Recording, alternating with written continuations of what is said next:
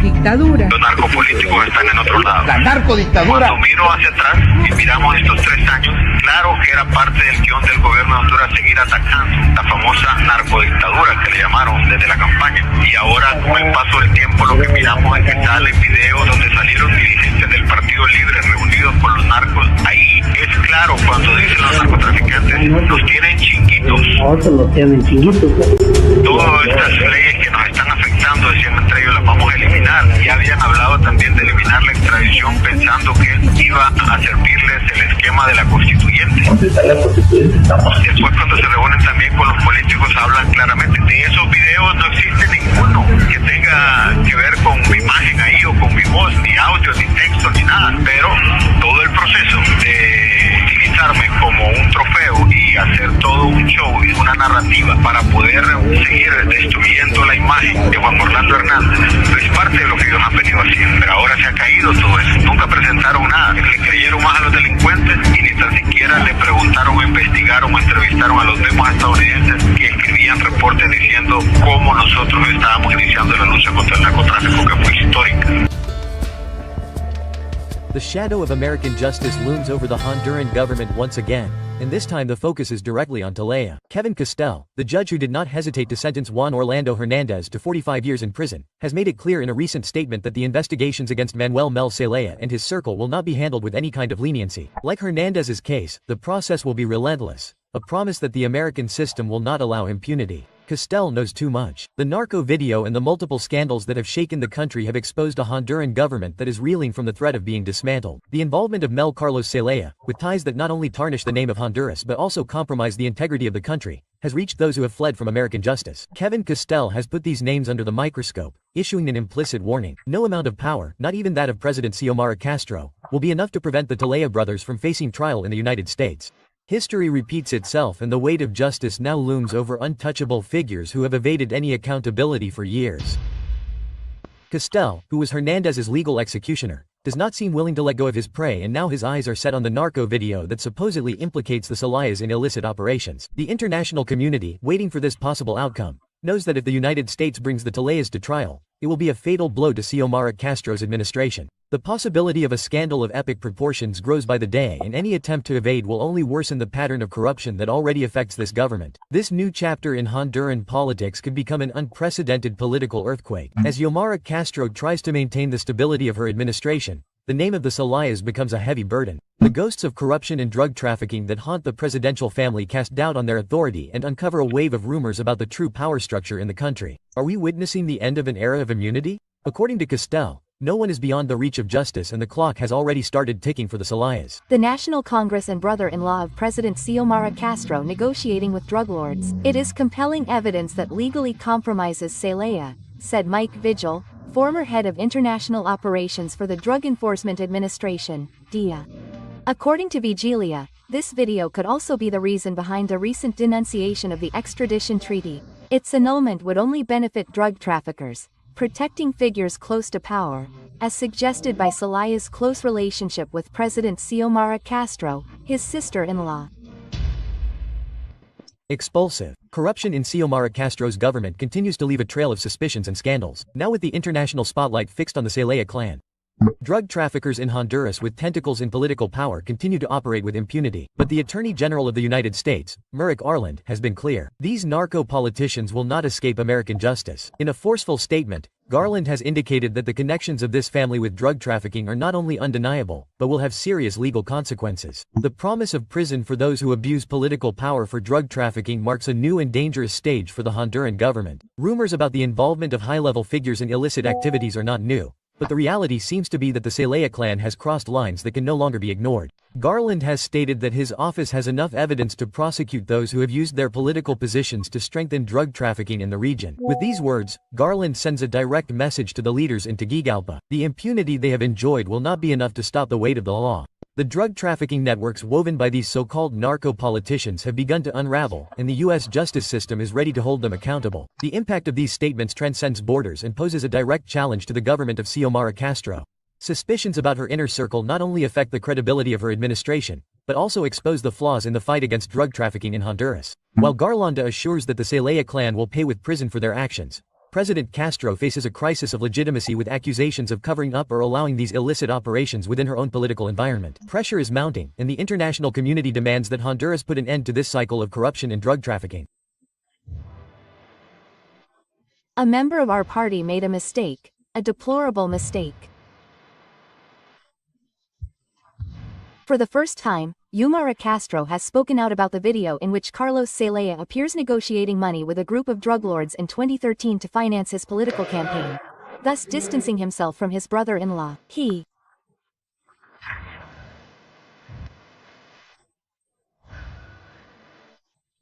did it behind our backs, and we deplore any action or negotiation between politicians and drug traffickers.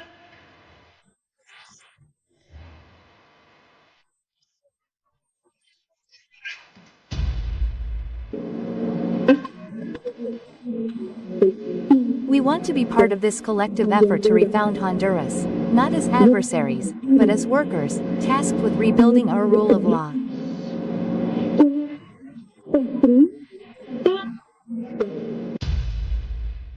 Fear has gripped Mel and Carlos Zelaya, who face the real possibility of spending their last years behind bars, in a dark and solitary cell, just like their compatriot, Juan Orlando Hernandez. These heavyweights of Honduran politics, accused of alleged links to drug trafficking, know that their time of impunity could be coming to an end. The shadow of U.S. justice looms ever larger over them, and the fear of ending their days behind bars reveals a crack in the power that until now seemed untouchable. The situation is not only a blow to the pride of the Zelaya clan, but also a threat to the stability of Xiomara Castro's government. The similarities with the case of Hernandez, who is serving a 45-year sentence in a U.S. prison, are inescapable and serve as a reminder to the country that justice will come sooner or later. As international pressure mounts, the possibility that key figures in the Honduran government could end up behind bars becomes a grim reminder that power is not an eternal shield. The question now is whether Mel and Carlos will be able to avoid the fate that already befell their predecessor if the weight of justice falls on. He can stay in the United States or not.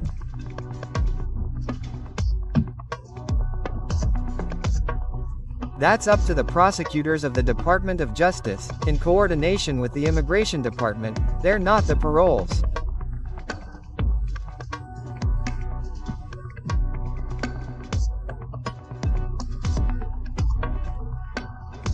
But again, I say it normally, and he also talks about other things that seem strange to me. He talks about an expert witness.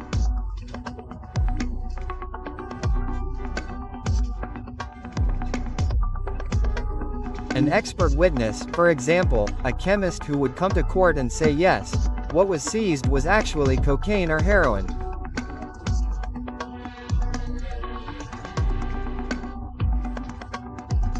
That's an expert if I testify, that's how it works. The United States government presented a bombshell piece of information, the overwhelming evidence detailing how the Sinaloa cartel expanded its influence thanks to the complicity of local politicians in Honduras at the time. In the scandal, it has emerged that the shocking revelations have affected Honduran politics and exposed dark links between local power and the fearsome Sinaloa cartel.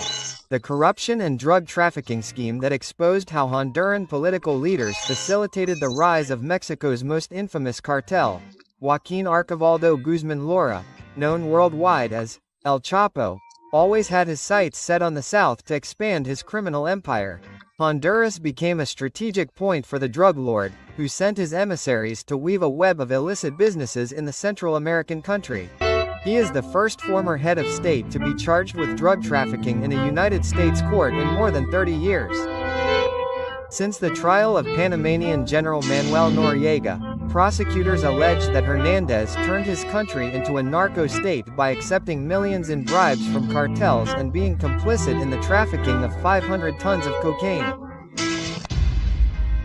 Amid the legal battle, Honduras faces an unprecedented crisis with its reputation between him and its political leadership. Meanwhile, under investigation, the Honduran population watches in outrage and fear as their country has become a hotbed of corruption and organized crime. Honduras is engulfed in chaos and despair as allegations of drug trafficking and corruption rock its political structure.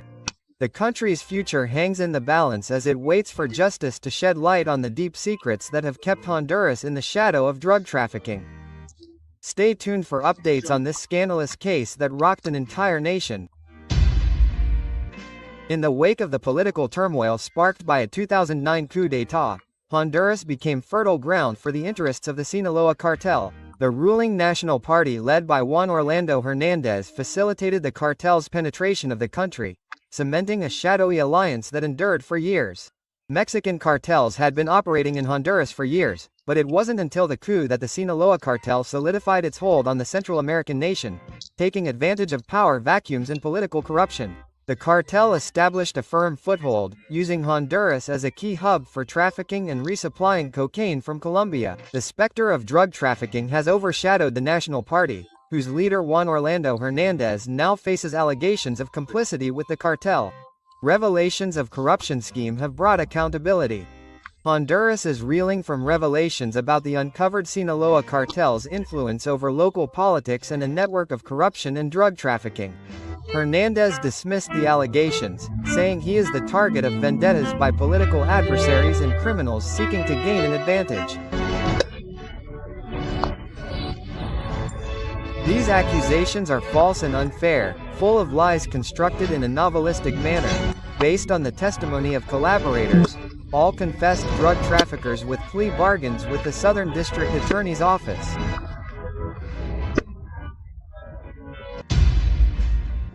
New York became the epicenter of world attention, as revelations about the former Honduran president's complicity with drug trafficking shook the foundations of politics in Honduras.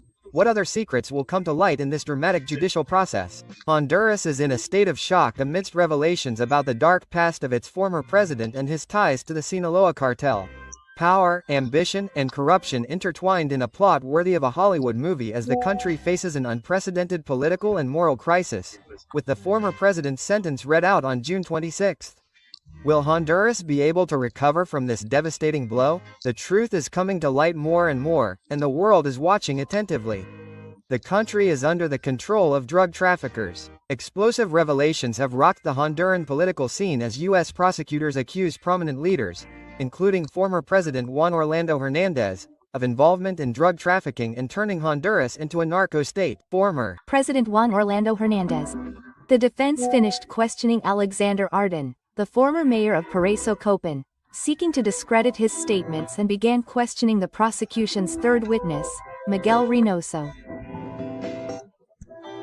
A fictitious name, he is an agent who worked in the anti-narcotics department and is called to testify about the contents of accounting books that were seized during a June 6, 2018, operation in Naco Cortez.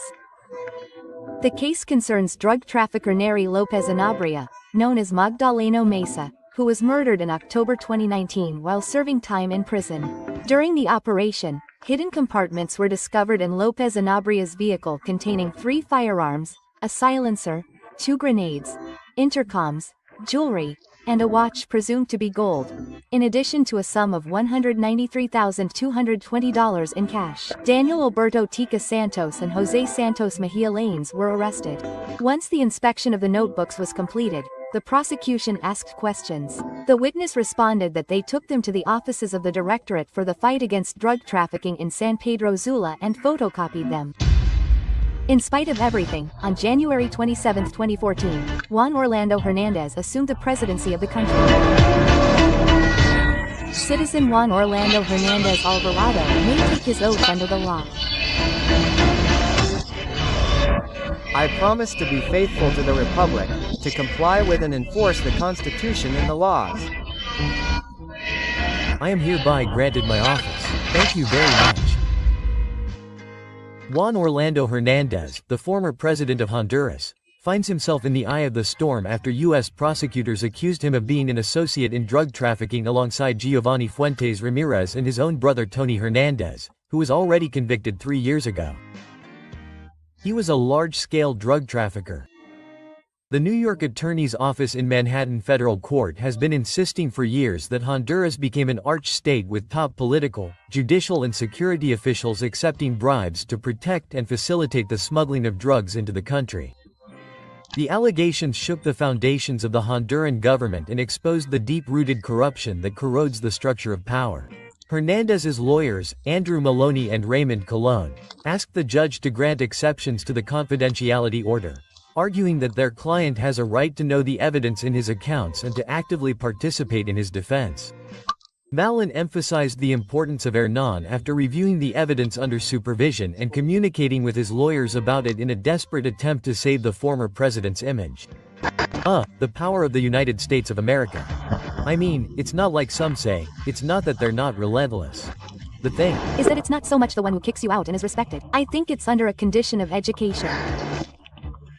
What happens is that in the United States, federal trials, when you're federally accused and you dare to submit to a trial process, it seems like you're challenging the criminal justice system of the most powerful country in the world. In other words, their investigation is relentless. The accusation of facts is real. Attention Honduras, the approaching storm could shake the foundations of the country's recent history. In a bold move loaded with veiled warnings, former President Manuel Zelaya Rosales, led by his loyal squire Ricky Moncada, has made a direct and unwavering threat against one of his fiercest enemies, General Romeo Vasquez Velasquez. The latter, a former member of the feared Gang of 13, led by Colonel Wilfredo Leva Cabral, is now in the sights of Attorney General Joel Zelaya, Mel's loyal executor of orders. The question echoing in the streets is, who will be next? Will Zelaya dare to go against his former friend and current fugitive from justice, Roberto Micheletti Bain? Roberto Micheletti's escape from Honduran territory has unleashed a veritable political manhunt.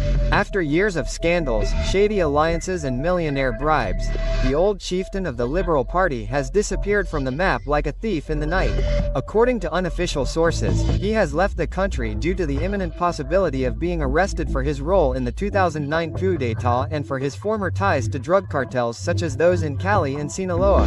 His silence is deafening, and in the meantime, the new regime's prosecutor's office is sharpening its claws to bring down all the ghosts of the past.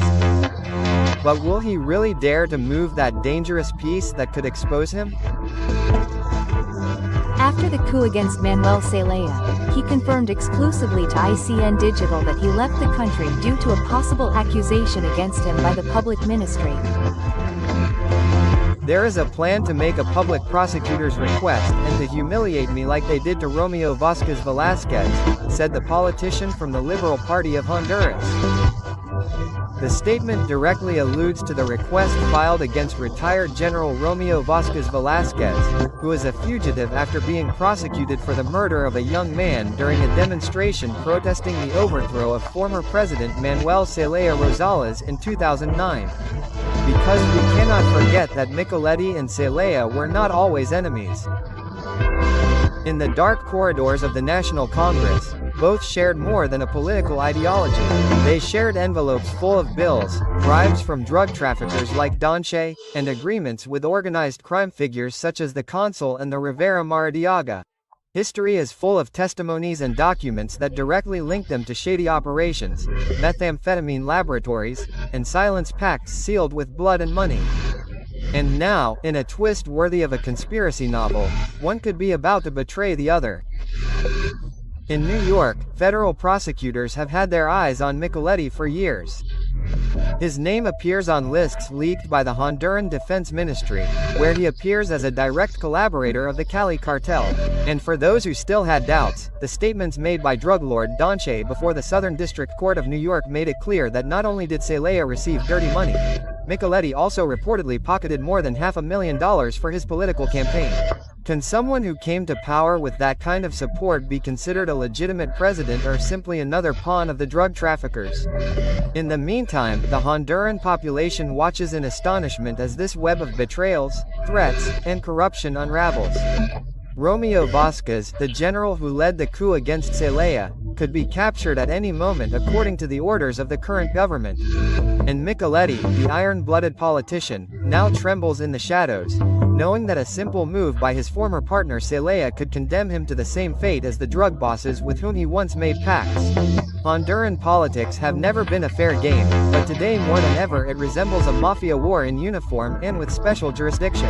Will Celaya dare to seal his legacy by imprisoning the man who betrayed him and with whom he once negotiated under the table? Or is the truth so dirty that silence will become his only defense?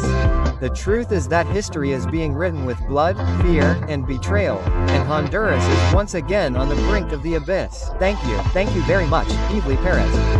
Excellent. Today, we are able to officially confirm that the former president of the Republic, Roberto Micheletti Pai, has left the country.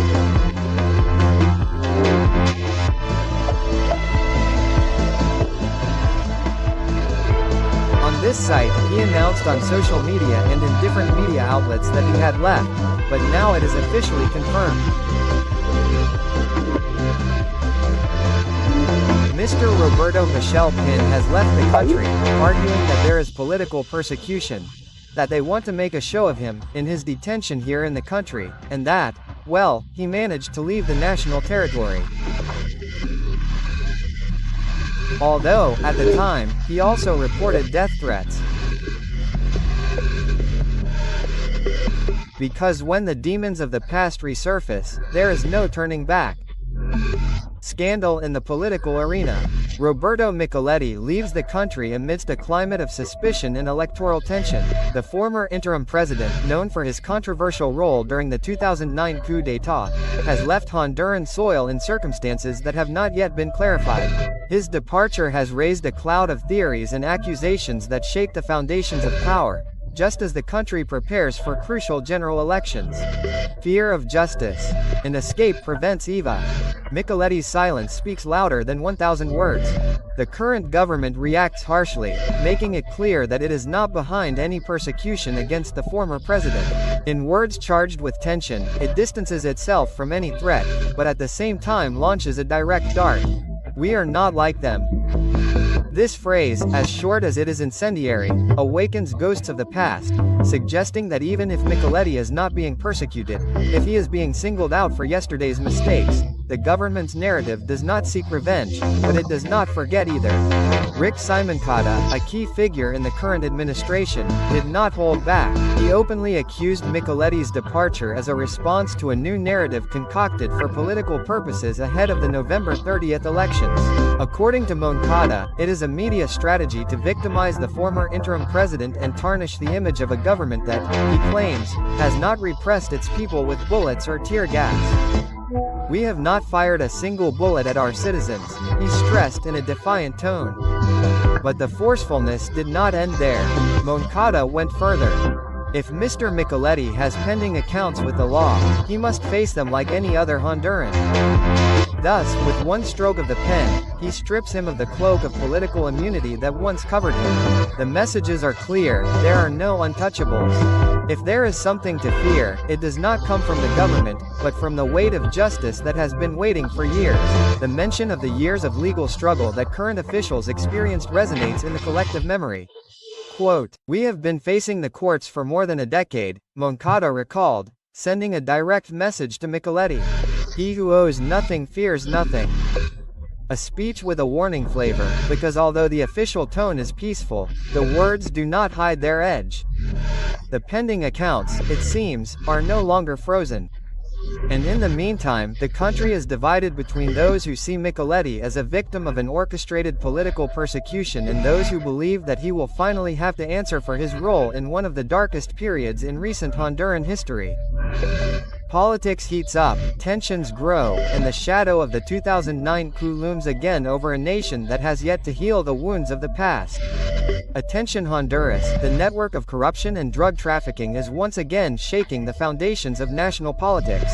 Oscar Fernando Santos Tobar, alias Tito, has been sentenced to 17 years in prison in the United States after admitting his participation in drug trafficking. But the truly explosive thing came later. His own brother, Julio Cesar Santos Tobar, appeared on the scene with a confession as cold as steel, admitting not only that his family knew about Tito's criminal activities, but that he himself was a political actor by openly supporting Salvador Nasral's presidential candidacy in 2021. Yes, the supposed supporter had the backing of a clan tainted by drug trafficking. What seemed like a conventional political alliance soon revealed itself to be a possible time bomb. Julio Santos Tobar was no simple sympathizer. He was an active part of Nasral's campaign, organizing events, walks, meetings. Here I am reflecting and asking God for wisdom. And I wonder, what is happening to us Hondurans? Things are upside down.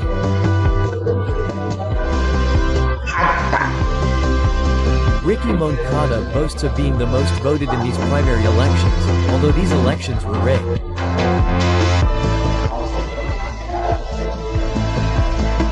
The record that Ricky Moncada has. Imagine, if you don't know her, so that the people can reflect, in 2008 she signed contracts with N. 167 million were lost.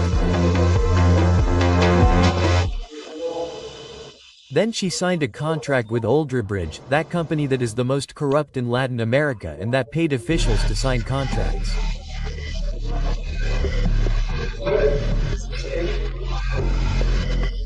Later, that same year, she left a suitcase full of voted money in a hotel in Choluteca.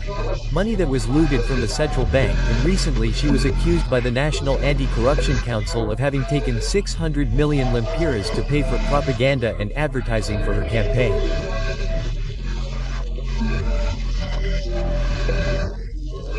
And another crime is nepotism, because her entire family is employed by the government, paid with our taxes. She is the current successor, Manuel Zelaya Rosales, who wants to lead us to a dictatorship like Venezuela and Cuba.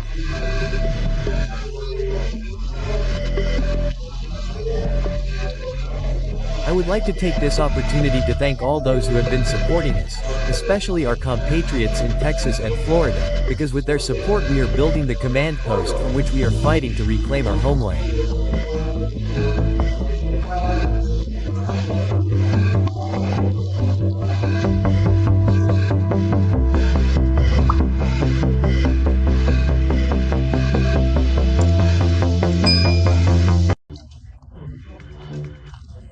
That we have seen that in some way what Mel has done in this government, instead of continuing his efforts, uniting all Hondurans, is to create an authoritarian, exclusionary government, because you don't see any sector that goes to the presidency to dialogue, or a political party or church or anything. In other words, here the command is completely vertical. Right. And so, those things are not good for Honduras, because then the confrontation continues. Scandal in Honduras. The shocking statements of Porfirio Lobo Sosa have shaken the foundations of political power in the country. What dark secrets are hidden behind the highest echelons of power? Today in our exclusive coverage, we bring you all the explosive details that reveal a network of corruption and drug trafficking that reaches the highest levels of the Honduran government. We begin with the confession that has left Honduras shaken. Porfirio Lobo Sosa, former president of Honduras, has opened Pandora's box by admitting that his son Fabio Lobo not only participated in illegal activities, but that he himself was also involved in a corruption and drug trafficking scheme. We are not friends, I have no relationship with him, so no, I do not care. President, based on what you mentioned, did you feel persecuted at the time by Juan Orlando Hernandez, you or your family? Well, look, my wife was arrested. She has been imprisoned for about 6 years, they raided my house. And I tell him, in her case, once all this is over, we will see what happens, what we do. But there are definitely many of the fiscal requirements that were made in that government by UFESC Mossack, that we are going to go and file, and we are compiling them, filing a complaint with the National Anti-Corruption Council, with the CNA. But that is not all. The accusations against former President Juan Orlando Hernandez are even more shocking. According to Porfirio Lobo Sosa, Hernandez was allegedly bribed by the Sinaloa cartel to finance his presidential campaign. The pact between power and organized crime uncovered. Porfirio Lobo Sosa has admitted that his government protected drug traffickers and Juan Orlando Hernandez was allegedly the mastermind behind this crime spree. And now justice has finally spoken. Fabio Lobo, son of the former president, has been sentenced to 24 years in prison for his links to drug trafficking. Will this be the beginning of the end for impunity in Honduras? This is just the beginning of a story that will shake Honduras to its foundations. We will continue investigating and demanding answers. Don't miss our next installment of this scandal of epic proportions. In a furious twist in the trial of former President Juan Orlando Hernandez, which took place in March, the son of also President Porfirio Lobo Sosa, Fabio Lobo, shook the foundations of national politics with a statement that could change everything. This testimony offered a couple of months ago calls for a key witness to testify who revealed an explosive secret. His father, Porfirio Lobo Sosa, was aware of and supported activities related to drug trafficking. As you hear it, Fabio Lobo forcefully stated that his father not only knew about his illicit dealings with drug cartels, but also accepted dirty money from these criminals. This revelation clashes head-on with previous statements by former President Lobo Sosa, who has suddenly denied any knowledge of or involvement in his son's criminal activities. However, according to Fabio, his father not only knew about these shady businesses, but actively supported them, benefiting financially through bribes and contributing to the Hernandez cartel's corruption network. There is no crime that I can blame there, Mr. President. Everything that is there that I did is within the framework of fulfilling my constitutional powers as President of the Republic. Lobo and other former officials, including former President Juan Orlando Hernandez, are accused of having formed a corruption network that participated in the expansion and approval of the disbursement of public funds for more than $600,000 between 2010 and 2013. In the case of former President Porfirio Lobo Sosa, the accusation is only for the crime of fraud. Let us remember that in this case, according to fiscal requirements, for the use of the state budget, which should have been for social projects, but was channeled for a political campaign according to the accusation. Former President Juan Orlando Hernandez, who governed Honduras in 2 terms from 2014 to January 2022, is imprisoned in the United States for cocaine trafficking and use of firearms. Fabio Lobo's confession has left Honduran citizens stunned, who were already dismayed by the growing allegations of corruption and drug trafficking surrounding their politicians. The credibility of former President Lobo Sosa, who has tried to maintain an image of innocence and ignorance, plummets with these devastating accusations. What impact will this shocking statement have on national politics? Will it be the beginning or the end of an era of impunity and corruption in Honduras? The repercussions of these revelations remain to be seen. But one thing is certain, the political landscape in our country will never be the same again. However, the accusations against Lobo Sosa have not faded. Quite the contrary, they have taken an even darker and more disturbing turn. In the recent trial against former President Juan Orlando Hernandez, the testimony of the key witness identified as Jose Sanchez had left the country speechless. Sanchez stated that both Lobo and Celaya received bribes of 100,000 lempiras per month from drug trafficking, as did 12 Honduran presidents allegedly on the payroll of the military bosses. These are false. Look, what I have come to the conclusion is that it makes me very sad because he is my son, but we had to see what he is facing.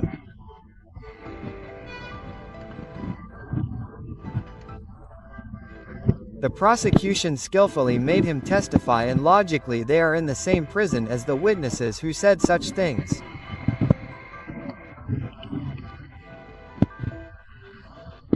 And as in politics, it is very common for someone to come and say, look, the boss or the gentleman says you should help him, and then they come and tell him, well, you can take this.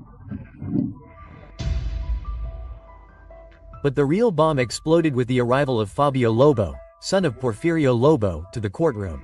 In a scene fraught with drama and precision, Fabio, dressed in a yellow prison jumpsuit and handcuffed at the feet, entered through a side door with a defiant and unwavering gaze. He promised to tell everyone the truth and nothing but the truth, and boy did he deliver. During his testimony of barely 29 minutes, Fabio made the courtroom reverberate by revealing how he used the public administration to support and protect the dangerous Cachiros cartel.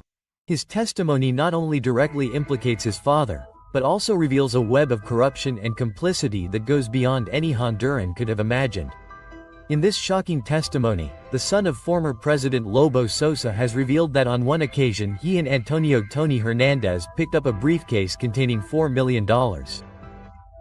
These funds from drug trafficking were used to obtain government contracts and launder money, further tarnishing the reputation of the institutions. But this is just the tip of the iceberg. Fabio Lobo confessed to having helped the Cachiros cartel not only in money laundering, but also in obtaining state intelligence, thus compromising national security. According to Lobo, he had been promised a percentage of the profits for his collaboration. However, in this dramatic turn of events, Tony Hernandez, brother of former President Hernandez, refused to believe in the betrayal of someone he considered a close friend. One is money, and what happens to the women who give his life?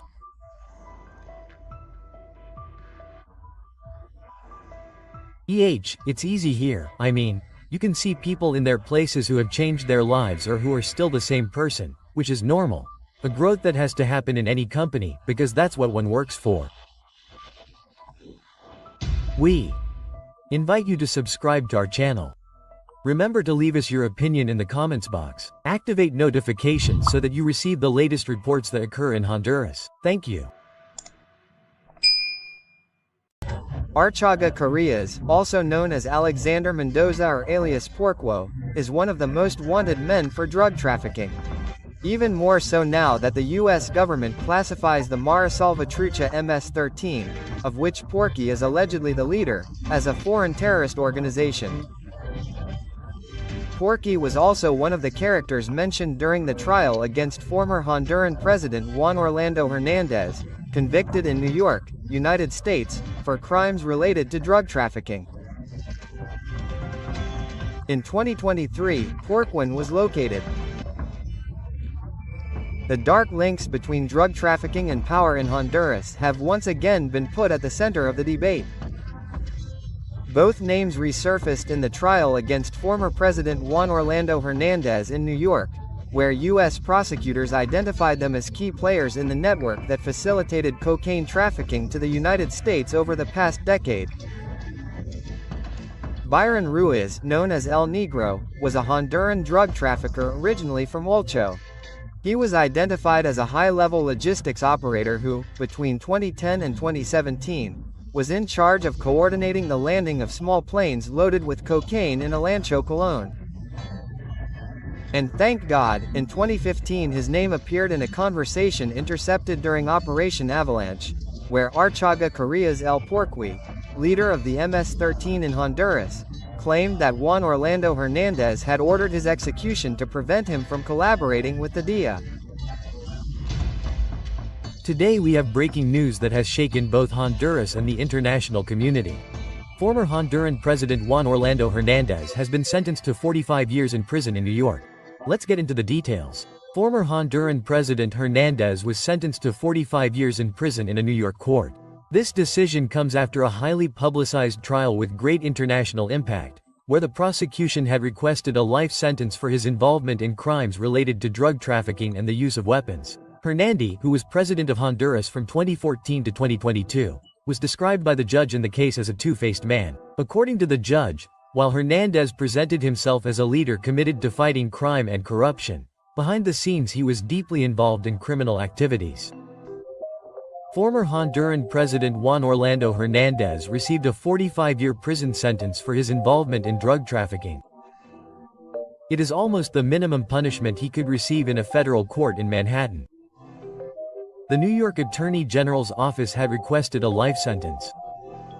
He is the first former head of state to be charged with drug trafficking in the United States in more than 30 years since the trial of Panamanian General Manuel Noriega. Hernandez was charged with 3 counts of conspiracy to import cocaine and illegal use of firearms. The judge expressed concern about the double life Hernandez was leading, emphasizing that his conduct significantly undermined public trust and stability in the region. He was a two-faced man. The judge, during the sentencing, referred to the contradiction between Hernandez's public image and his criminal actions. This ruling came after an extensive legal process in which overwhelming evidence was presented regarding Hernandez's involvement in drug trafficking and the illicit use of weapons. The prosecution had requested a life sentence, arguing that his crimes had a devastating impact on Honduras and the wider region. In Honduras, the news has generated a strong reaction both in the political sphere and among the public. Many Hondurans see this sentence as an important step towards justice and the fight against crime, although there are also those who question the involvement of other sectors in the government and the justice system.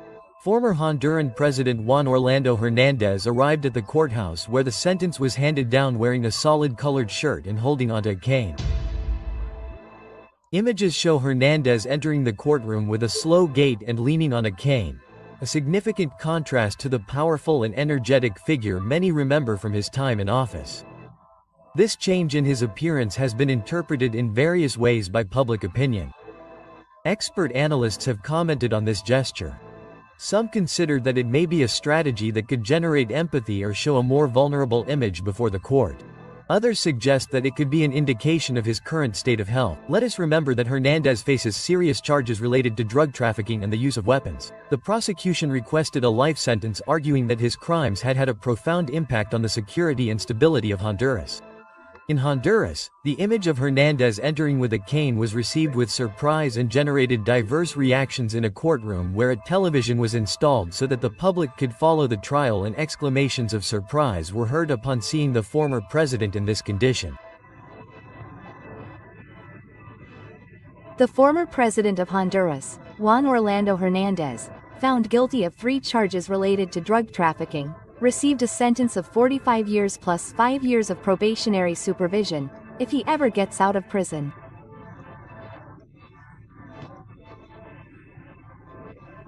His lawyers had argued that the minimum sentence, in this case 40 years, already implied a life sentence for Juan Orlando Hernandez given his age. The judge said he considered everything he received, a letter from Juan Orlando Hernandez, where he maintained his innocence, as well as letters from his wife and daughters. He said that one of the letters from his daughters was very moving, his history, his background, and that is why he ultimately decided on a sentence of 45 years and not life in prison. A judge in the United States finally sentenced former Honduran President Juan Orlando Hernandez to 45 years in prison and 5 more of supervised release. This comes after he was found guilty last March of 3 charges of drug and weapons trafficking during his term from 2014 to 2022. He must also pay a fine of $8,000. During the trial, several of the drug traffickers who participated in these missions testified against the former president, saying that he accepted millions of dollars from cartels to reach the presidency, including the Sinaloa cartel. The prosecution had requested a life sentence, but his defense appealed the sentence and requested a new trial to seek his innocence. Former Honduran President Hernandez was sentenced to 45 years in prison in a New York court. This ruling marked a critical point in his life and raises many questions about his future and that of his family. After his ascension, Hernandez faced a completely different life than the one he led as leader of the nation. He will spend the rest of his days in a maximum security prison in the United States, far from his native country and his family. But what does this mean for those closest to him? Hernandez, currently 55, will spend much of his life behind bars. His days will be marked by prison routine, without the luxuries and privileges to which he was accustomed. The former president will have to adapt to a completely new reality, facing the harsh conditions of a high-security prison. But it's not just Hernandez who will see drastic changes in his life. His family is also facing a difficult situation. His children and his wife will live with the stigma of being relatives of a former president convicted of drug trafficking. Daily life for them will change significantly, facing social pressure and possibly scrutiny from drug trafficking authorities charged